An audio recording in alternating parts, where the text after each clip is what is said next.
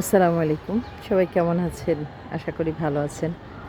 আলহামদুলিল্লাহ আমিও ভালো আছি। বসে আছি আমার ছাদের প্রশান্তময় এক বাগানের মধ্যে। আলহামদুলিল্লাহ আল্লাহর কাছে অনেক শুকরিয়া জ্ঞাপন করছি যে তার এই দান, এই ভালোবাসা, এই নিয়ামত এর কোনোই তুলনা হয় না। মানুষের ছোট্ট একটা জীবন, এই জীবনটায় মানুষ কত কিছু আশা করে, কত কিছু চায়, কত কিছুই না গড়ে, কিন্তু আসলে মানুষ শেষ পর্যন্ত জানে না যে সুখ কোথায়। আমি আমার বাবার কথা খুব মনে করছি। আমার বাবা, যিনি সারা জীবন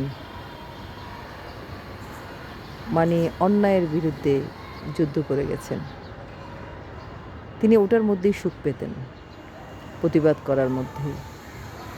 এবং প্রতিবাদ করতে করতে তিনি একসময় নিজেই একটা এমন জায়গায় পৌঁছে গেছেন যে সমাজে অসম্ভব কাজকে তিনি সম্ভব করেছেন। এই যে আমার সামনে যে বিশাল একটা দালান দেখতে পাচ্ছেন, এই ইমারত বা এই দালানটা তার সেরকম প্রতিবাদী একটা জায়গার উপরে নির্মিত এই ভবন। তিনি যদি এরকম একটা জায়গা ঢাকা শহরের মধ্যে কাউকে না দিতেন, অথবা তিনি যদি এই সাহসটা না জোগাতেন, তাহলে সমাজের অনেক বড় একটা অংশ বা অনেক বড় কিছু মানুষ হয়তো আলো পেত না, অন্ধকারে থেকে যেত। তো এই পিতার জন্য আসলে খুব গর্ব হয়। তিনি অনেক মানুষকে আলো দেখিয়েছেন, অনেক মানুষের জীবনে অন্ধকার দূর করেছেন, এবং তার জন্য উনি যুদ্ধ করেছেন সারা জীবন। তো আমরা বিনিময়ে কি পেলাম? আমরা বিনিময়ে পেয়েছি প্রশান্তি।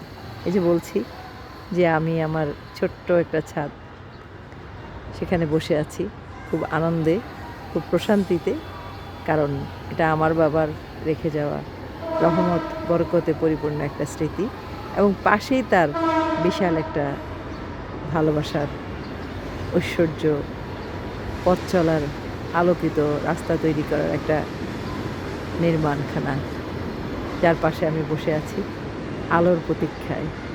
সবাই ভালো থাকবেন। আল্লাহ আমাদের পিতামাতাকে ক্ষমা করুন, তাদেরকে জান্নাতের মেহমান হিসেবে কবুল করুন, এবং আমাদেরকে আল্লাহ তাআলা সঠিক রাস্তায় পথ চলার জন্য সাহায্য করুন। এটাই আমাদের সকলের কাম্য। সবাই ভালো থাকবেন। আল্লাহ হাফেজ। আসসালামু আলাইকুম ওয়া রাহমাতুল্লাহ।